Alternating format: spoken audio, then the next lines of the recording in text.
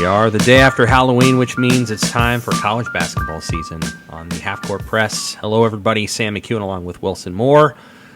We are 5 days out. 5 days? 5 days, Wilson? Yeah, the 6th, right? Yeah, 5 days out from the start of the college basketball season. Yes, we're still in the process of landing a Creighton beat writer. I think that decision will be made here relatively soon. So Wilson will have a podcast co-host at some point, but for now it's me, Sam, covering the Creighton side of things, and Wilson doing his usual with the Huskers. Although on Friday, this Friday, you will be pinch hitting. I will be, yeah. You will be covering the Creighton men's basketball exhibition game against Wayne State. That's right.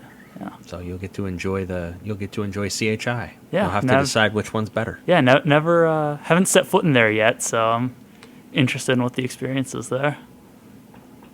I'd be curious to see how you compare the two. Yeah. Do you like PBA? I like PBA, yeah. I've heard our seating, the media seating, is not as good at Creighton as it is in PBA, but I think that's accurate. Yeah, it's high up, right? Yeah, a little bit. I think it used to be down on the floor, as of 2 years ago. Really? What's the best arena that you've covered a game in? And you've been more than a few because you covered the game. You covered hoops for the Indianapolis Stars. So what's your favorite arena so far to have covered a basketball game in? My favorite is Mackey Arena. Mackey. Yeah, it's not small, but small enough that you're there's kind of an intimate feeling. It's you're packed in a little bit, and it is loud every single night.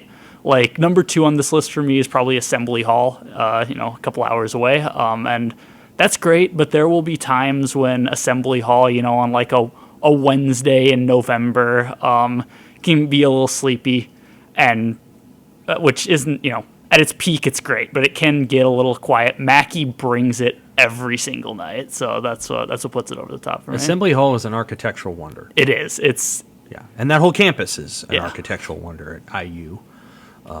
It's maybe one of the best campuses in terms of sheer architecture, and Assembly Hall is unique. Yeah, inside and outside. It looks strange no matter where you're standing. Yeah, it looks pretty cool. It's a pretty amazing place. So we're going to talk about the start of the season. Both teams have palatable schedules in November. We're going to go over those. Unlike last year, Creighton had just a really tough schedule in November, obviously, with going out to Maui. Creighton doesn't have that this year. Nebraska's got, I think, one power conference opponent in November. So we're going to go over the November portion of the schedule. We're going to go over reasonable expectations. So we'll do win ranges and where we think that sort of mets out in terms of NIT, NCAA, or bust, because I don't think Nebraska would ever go to anything less, and certainly Creighton wouldn't. So we're going to get into that. But I want to start with this from you. So Nebraska basketball plays an exhibition game on Sunday and had a whole bunch of guys out. Yeah. And so, I know Fred Hoiberg is going to talk to us on Thursday about what they have coming back to be healthy, but just run those down for folks that may not have been paying a lot of attention over the weekend and what maybe the prognosis is for some of these guys. Yeah. Rink Mast was out, the result of a really bizarre situation where he just he got beaten up. He was on assaulted. A scooter. Yeah, was assaulted, yeah. Just one of the weirder stories I can think of over the past couple of years. 13th and L, which is where it happened, is a relatively nondescript part. It's near campus, but it's like 3 streets down from 13th and L, where the Walgreens is. You go down a couple of streets, there's not a lot there, so I'm not exactly sure what was what and what was going on. But that's so he, I know police report said he went to the hospital with a facial injury. Broken. He was, he was there at the exhibition. He was not suited up, but he was walking around. He was present. We'll get an update on him tomorrow.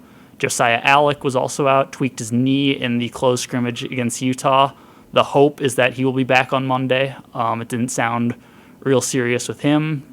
Blaze Keita and Ramel Lloyd are both, they've been out for kind of an extended period of time. Jawan Gary was not injured, but he was suspended because of an undisclosed violation of team rules. Again, we'll get more on that. I was very tomorrow. disappointed in Jawan Gary Yeah. there on that one. He's supposed to be a leader. Yeah, that's fair. That's fair.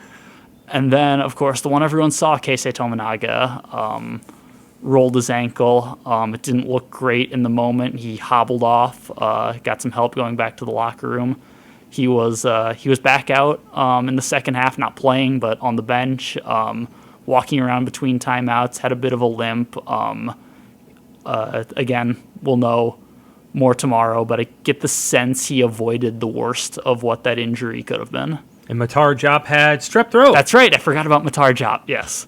He'll be fine. Yeah, he'll be fine. It's disappointing for him. He was going to get the start as the only guy taller than 6'8" who was available. But yeah, nothing long term on him. Fred cares about that stuff. That's Yeah. important to him. He wants his players to be healthy. So I was watching the presser, and he's like, and he came back with strep throat. I'm like, oh well, I guess it means he's not going to third grade class today.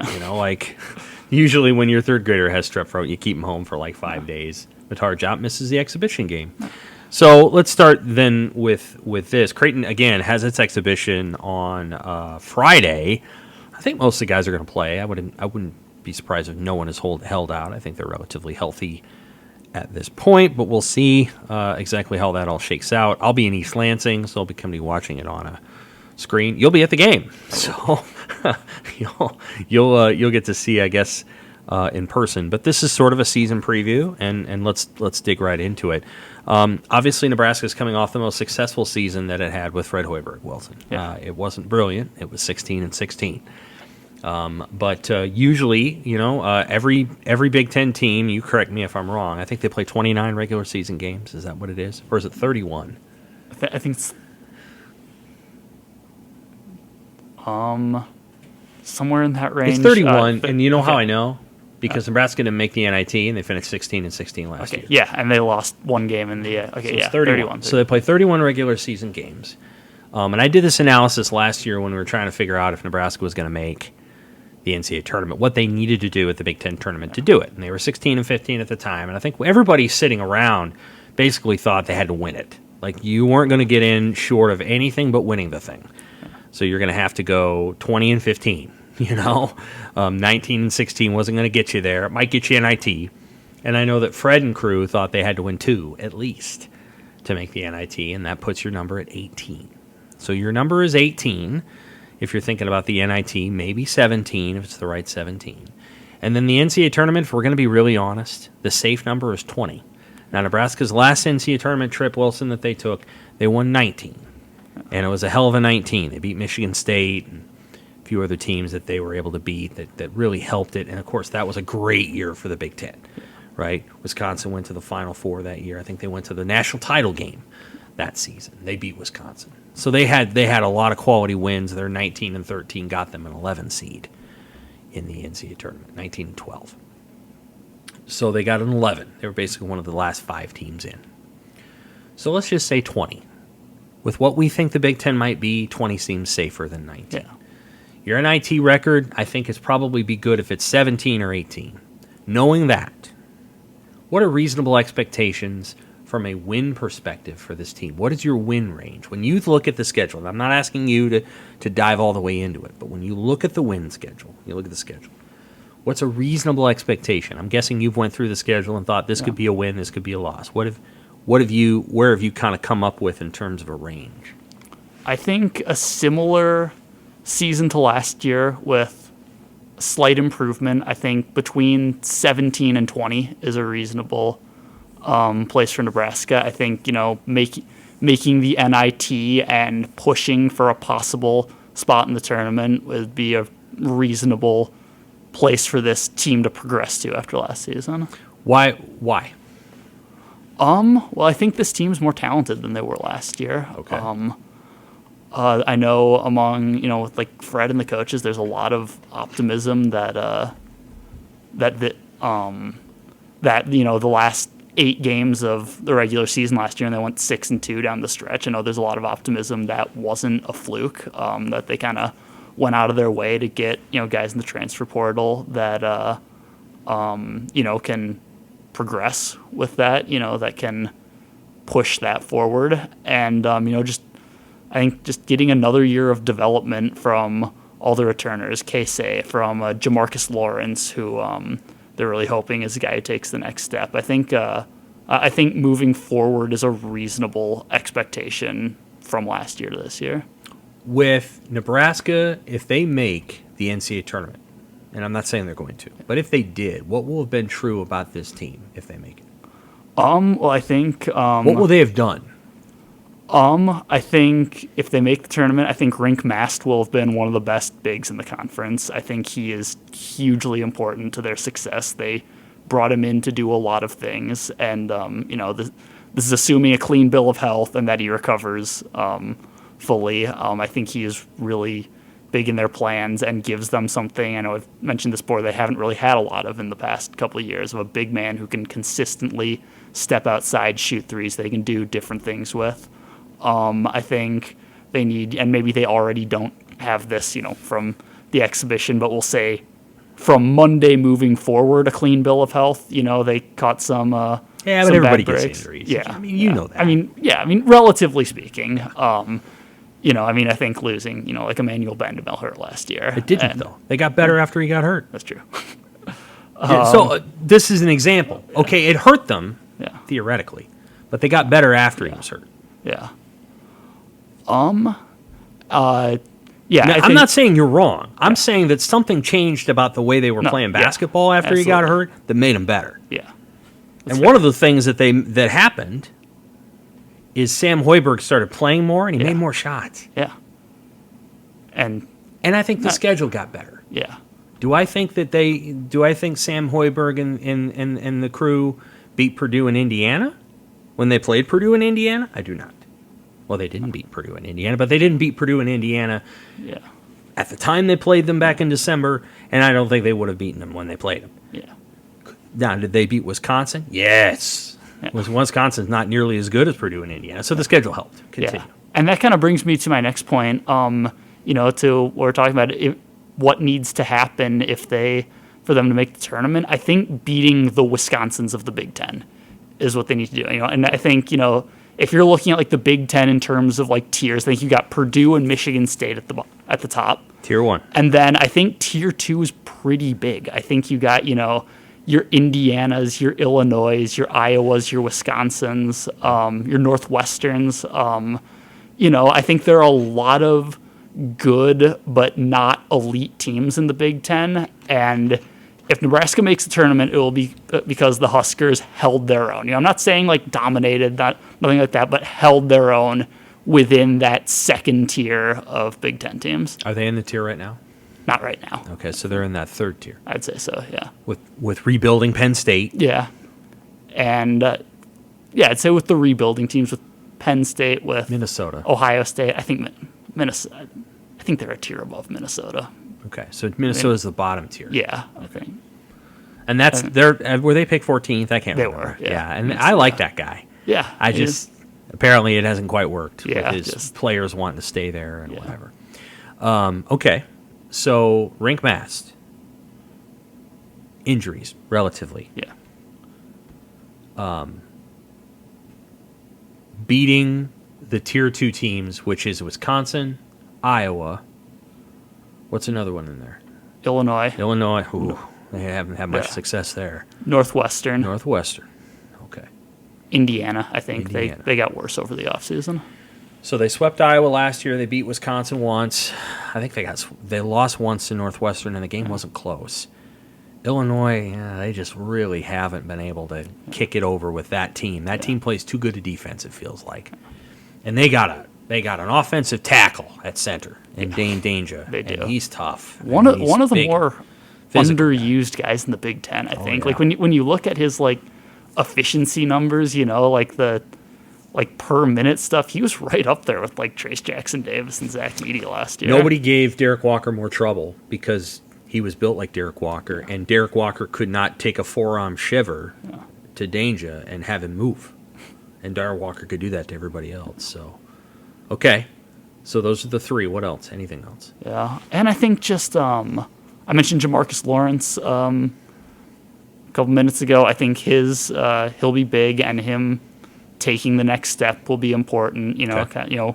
Running the point as we saw on Sunday. Stepping in kind of that Sam Griesel role. This guy can run the offense, contribute as a perimeter defender. I think just contributions from the guys that aren't Casey and Rink. Jerron Coleman, Alec, I think just getting, having guys who can step up on, a night that Casey is cold from three, that sort of thing. Is there a fifth thing you want to add to it? Fifth thing. Or are those the four? I think those are Rink's the four. got to be Rink. I mean, he's got to be good. Yeah. Injuries relative. And let's say they can't get him to the guys that can score. Yeah. Beating the second-tier teams in the Big Ten and Jamarcus Lawrence. Yeah. With side dish. Kind of folding, and complementary pieces yeah, have to come. Yeah. Okay. I'll add this because I've followed the team for a long time, shooting 35% from three, which they haven't done for a long time. Yeah. That's a good one. They haven't shot 35% from three in like 14 years. Yeah. So I think they're going to take enough of them, and I think it's a make-miss game. Absolutely. We're going to flip to Creighton. So Creighton basketball has different goals. And the first goal that's almost always on Creighton's docket at this point, and it's real, is to win the Big East regular season title. And then I suppose it's to position itself for the NCAA tournament. And then if you can win a Big East tournament title, all the better. They haven't done that yet. And quite frankly, they've played really well in the Big East tournament and haven't done it. I think that's based on whether you get hot at the right time. I don't think winning the tournament has much correlation outside of the year that, what's his face? Kemba Walker did it. It doesn't have a ton of correlation with NCAA tournament success. Connecticut didn't win it. They won the national title. Villanova hasn't won every single one of the Big East tournaments where they followed up with a national title. So I'd say they want to win the Big East. They want to position themselves for a high seed in the NCAA tournament. And then they want to beat the hell out of Nebraska. And then I think they want to do well enough in the early part of the season to justify the second goal, which is putting themselves in position. And then when they get in the NCAA tournament, I think they've gotten over the jitter thing. Early in McDermott's tenure, they'd go up against North Carolina or Duke, and I just felt like they weren't quite ready. Now they're ready. They can beat any of those teams on any night. And so Creighton's not afraid. I mean, they played the defending national champions twice last year and beat them, so they're not afraid of anybody. So what's a reasonable expectation for Creighton is making the Final Four. And you can't guarantee, when you go into the NCAA tournament, you don't know that you're going to make it. Nobody does. Purdue probably thought it would, and Purdue was wrong. And there were probably reasons why Purdue didn't make it, and we've discussed those. I'm sure Miami of Florida probably had it as a pipe dream, but they didn't think they were going to make it, and then they made it. And they deserved to make it. They played really well. They played really good basketball. I think Connecticut always thought they'd make it, and they did. Florida Atlantic couldn't possibly have thought they would make it, and then Purdue lost, and there it was. So part of what Creighton wants to do is they want to get to the Final Four. I think a reasonable expectation for this Creighton team going into the NCAA tournament, and this is going to sound like a high number, but I'm going to throw it out there, is about 27, 28 wins. That is a high number. It's very high. But the non-conference schedule is manageable. I think it's highly manageable. It's not like last year.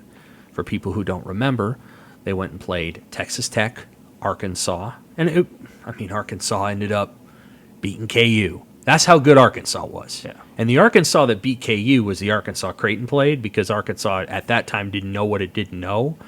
They were young and they were fast and fresh, and that was a good win. And then they lost to Arizona, and of course everybody knows Arizona lost in the first round of the NCAA tournament. But back to the larger point, that Creighton's schedule, then they played Texas, went to Texas, lost. And then, because Bud Crawford was fighting a fight here, McDermott took him out to Vegas, and they lost twice out there. With Kalkbrenner had mono, BYU and Arizona State. I think Arizona State ended up in the tournament. I can't remember. My first four. Yeah. So none of these games were easy. They don't have anything like that this year. Nebraska is probably the second toughest opponent they'll play in non-conference play. Then Alabama is their hardest opponent, and then Iowa is their third hardest opponent. And that's about how it's going to go. Now, if you ask Greg McDermott, he'll say UNLV in Hendersonville, Nevada, hometown of the lead singer from the Killers, by the way. So, nice little fun fact. It is. But he's going to say that game's way harder than it looks like on paper. He thinks that UNLV team's pretty darn good. So, but that, what I just listed off there doesn't rank with Texas Tech, Arkansas, Arizona, Texas. And then they lost to Nebraska. And then they played BYU and Arizona State. That was just, whoa. So I think 27 or 28 is realistic and reasonable. And that would I don't think that'd be the school record. I think the school record regular season was 29. Back when they had Corver and they lost to Central Michigan in the first round of the NCAA tournament. I'm going to say they won 29 that year. They were a 6 seed as a Missouri Valley team. How do they get there? I would say that 4 things will be true. 1, they will be a better three-point shooting team than they have been the last 2 years.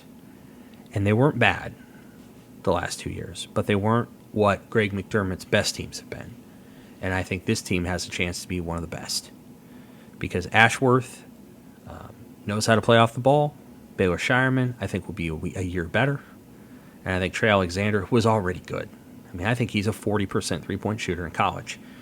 And I think he's going to get picked in the first round of the NBA draft because he's going to show that he's going to make 40% this season. And I think Ryan Kalkbrenner is going to play a little more out on the floor. And then I think instead of Arthur Kaluma playing the 4, Mason Miller and Isaac Trout, both of whom can shoot threes, are going to be out there. So I think what thing that will happen is if Creighton makes the Final Four, 1, of course, they got on a run in the tournament, but 2, they shot three-pointers a little bit better than they did last year. The second thing that I think will probably be true is that they're just going to be a little bit better possession to possession late in games. And for people who watched Creighton last year, there were a couple games. The Marquette game in CHI, obviously the final game, the Elite Eight game against San Diego State, a couple final possessions against Arizona, where I just think they, against Arizona State and BYU as well, they just froze a little bit. And they lost 5 games late, that I'm sure in a different universe they could have won. I think they win if they're where I think they're going to be, they'll win those games this year. They'll just play the late game situations a little bit better than they did last year. We will find out. 3, they will have some guy on their team, perhaps Jonathan Lawson, who is a total pain in the rear defensively and gets under the skin of the opponent. And I think Lawson's that guy. And I think he's going to be the guy. He was kind of that way in the Bahamas. And I think he's going to be the guy that is going to take on the energy, toughness, defensive role. And they kind of had that with Kaluma at times last year, but they really haven't. They didn't have it the way that they used to have when it was Kyrie Thomas or whoever it was. They need somebody to come in and just make it their identity.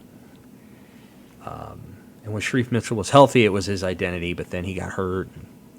So anyway, I think that third thing is that Lawson's going to be Lawson. And then, I think the relative health is important, and the relative guy that needs to stay healthy is Ryan Kalkbrenner. Because at the end of the day, he's the one player that everyone that they play, with the exception of Connecticut, I don't know, that Connecticut, the other teams don't have. Yeah. Just don't have him. Connecticut has that guy. Yeah. In fact, apparently they have 2. But most of the other teams don't.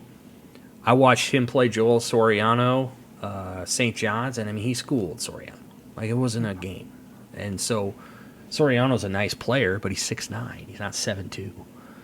And Ryan Kalkbrenner is so good at protecting the rim that you cannot count the number of shots that aren't taken because of Ryan Kalkbrenner, but they're 5 a game. They're not blocks, but they're virtual shots not taken. Yeah. Because they're not going to F with him. So he needs to stay healthy. When he got hurt last year, they had a little losing streak. And he didn't get hurt. He had mono. When he had that, that's when they dropped a couple. So as long as he stays healthy and he's the same guy night in, night out, his stats may dip a little. You never know. It doesn't mean much because the most important thing about him is his deterrence effect. And if Blaze Keita's hurt, it's the thing Nebraska doesn't have. Yeah. They just don't have it. Mass is a good player, but he's not a 7-2 rim protector. No. Maybe Matar Job can Yeah. be. I mean, That's what they hope. I think that's the thing that is most within his skill set. But yeah, I mean, if you're counting on a freshman to hang with Ryan Kalkbrenner, I don't know how well that's gonna turn out for you. Yeah, what they need, he can supply. Yeah. It's a match. Yeah. He may get more minutes than his offensive game would suggest Yeah. because he can supply what they need. Yeah. I think he'll have to if Keita's out. Yeah. Which it sure looks like he will be. And early in the season, we're going to go over the schedules now, and then we'll be out. Early in the season, I don't know that this is an issue. I'm going to rattle off to you the first 4 opponents for Nebraska, and this is why Blaze Keita is not essential early. Lindenwood, Florida A&M, Ryder as part of that Emeritus Classic or whatever. Stony Brook. Those are their first 4. Then they play Oregon State in Sioux Falls, and I'm just telling you right now, that'll be a Nebraska home game. Yeah. It will. Duquesne and Cal State Fullerton, and that is their schedule in November. Yeah. It's not particularly imposing. Not a lot of big guys. No. Not a lot of big guys in that little run of teams. Now, if I said to you, let's see how many games that is. How many games is that? 6, 7. 7.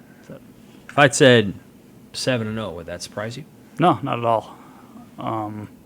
Yeah, I mean, none of these. I think. I could have mentioned this earlier when you were asking, why I think Nebraska improves. I think that's another reason. It's just they got kind of hit in the mouth early in their non-conference season last year. And I don't think that's going to happen this year. They have a much easier schedule, a much easier path. Yeah, the only Power 5 team they play in that first month is Oregon State, who was not very good last year. I know. I don't think there certainly aren't any that Nebraska won't be favored in, and so I don't think 7-0 at the end of November going into Creighton is too crazy of a notion. I don't know why Oregon State agreed to that. Either. Because I don't know what they get out of it unless they got a guy on their team from South Dakota. Yeah. I don't know. Do they? I have no idea. Because it's a cool arena, but I don't know what they're getting out of it. Yeah. Because they are going to be outnumbered 98-2 in percentage. And we know this because Nebraska played Oklahoma State up there, and that was basically the ratio. Yeah. And Oklahoma State's a lot closer. Yeah. So if I said 7-0, you'd be like, yeah, I can do that. Yeah. Yeah. I don't think that's too crazy. What would be the one they might lose? Most likely lose. Either Oregon State or Duquesne can get a little frisky. I think a mid-major that I think is a solid team. So I think either one of those two would be the most likely. Okay. Nebraska has a history of losing by games. Yeah. Once they lost to Incarnate Word. Right after they played Creighton one year, they lost to Incarnate Word. Western Illinois, I think they lost to maybe Southern Utah. I can't remember. Creighton's schedule in November. Florida A&M. So Florida A&M's coming up here for a road trip. Yeah. Nebraska. Hope they get to Runza. So that feels like the opposite of what you want to do in November when it's getting cold, going from Florida to Nebraska. But they want to make money. Yeah. That's what they do. Yeah. UNO basketball does the same thing. They send their basketball team on the road to lose. Yeah. To make money. And tell you what, if you win too much, I ain't gonna call you back. So, Florida A&M, North Dakota State, Iowa. Okay. Yeah. It's like friggin' midnight. It's 9 p.m. tip-off. Geez, 9.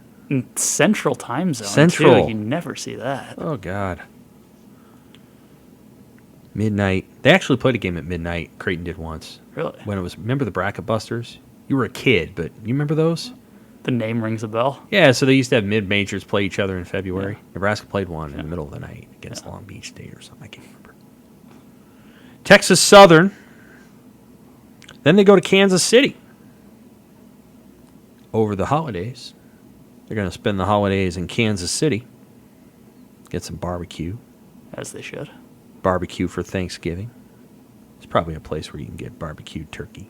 Oh, I'm sure there is. If there's a place you can do it, it's Kansas City. That's right. They play Loyola Chicago, and, that's the team that went to the Final Four. I don't know what they are. They probably don't know what they are. And then they'll play either Boston College or Colorado State. Historically, Boston College hasn't been very good. No. Recently. And Oklahoma State. At Oklahoma State. And Oklahoma State always has athletes. They always got that. Oh, yeah. They always got guys that can jump out of the gym and make you look bad when you're on offense. I don't know that Creighton will go undefeated there. I think they could drop one. Yeah. They could drop a game at Oklahoma State. I think that's possible. I would pick them to win every one of them, though.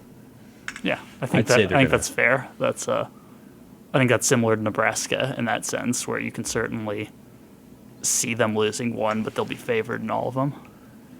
So if each team wins all 7 games, they're going to go into Sunday, December 3rd, each undefeated. Yep. And I mean, the roof on PBA will blow off the that'd be something up in the sky. Nebraska will not be ranked because there's nothing to put them up there for. But that would be pretty sweet. Yeah. If those two teams were 7-0 going into that game, that would probably be about as much energy and hype around a Husker J basketball game in a long time. Oh yeah. Well, maybe that'll happen. Okay. What else? You think? Obviously, you think Nebraska will win on Monday against Lindenwood. I think so. Yeah, Lindenwood has only been a Division I team for a couple of years now. They're still in the program building phase of what they're trying to do. What league do they find themselves in? Are they in a league? I'm blanking on if it's Missouri Valley or Ohio Valley. Well, it'd be nice if they got in the Mo Valley. Yeah. Although that's not what it used to be. So. Yeah. I'm going to say Ohio Valley, but don't quote me on that. The OVC? The OVC. It is the OVC, yeah. All right. Who else is in that league? Southern Indiana. They were the first ones that popped into my head. All right. Wright State? Are they in there? Cleveland State? Yeah. Oh, yeah, Cleveland State, yeah. Yeah. Tennessee State, says Dylan off gambler. Okay, I think Nebraska. I think Creighton will beat Florida A&M. That tip-off's at 8. All of Creighton's games are like on FS1, so like they have these different tip-off times. I think we will be back here next week between the two games. So Creighton plays on Tuesday,